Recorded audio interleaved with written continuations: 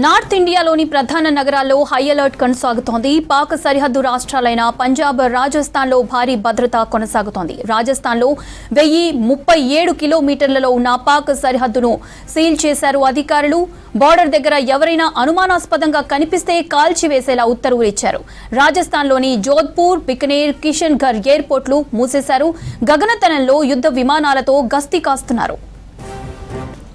ఇక పంజాబ్లోని సరిహద్దు జిల్లాల్లో స్కూళ్లను మూసివేయడంతో పాటు ఎయిర్పోర్ట్లు మూసివేశారు. రాష్ట్ర పోలీస్ శాఖ ఇతర దళాల్లో సెలవులు రద్దు చేశారు. పంజాబ్ అమృత్సర్తో పాటు నార్త్ ఇండియాలోని మరో 6 ఎయిర్పోర్ట్లను మూసివేశారు.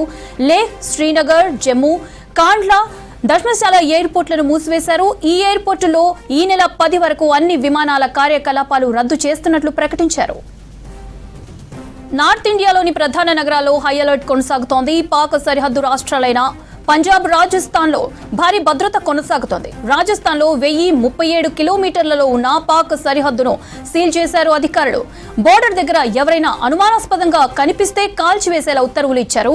రాజస్థాన్లోని జోధ్పూర్, బికనేర్, కిషన్గఢ్ ఎయిర్పోర్ట్లు మూసివేశారు. గగనతలంలో యుద్ధ విమానాలతో గస్తీ కాస్తున్నారు. ఇక పంజాబ్లోని సరిహద్దు జిల్లాలో స్కూళ్లను మూసివేయడంతో పాటు ఎయిర్పోర్ట్లు మూసేశారు. రాష్ట్ర పోలీస్ శాఖ ఇతర దళాల్లో సెలవులు రద్దు చేశారు. పంజాబ్ అమృత్సర్తో పాటు నార్త్ ఇండియాలోని మరో 6 ఎయిర్పోర్ట్లను మూసివేశారు. లేహ్, శ్రీనగర్, జమ్మూ, కాండ్లా, ధర్మశాల ఎయిర్పోర్ట్లను మూసివేశారు. ఈ ఎయిర్పోర్టుల్లో ఈ నెల 10 వరకు అన్ని విమానాల కార్యకలాపాలు రద్దు చేస్తున్నట్లు ప్రకటించారు.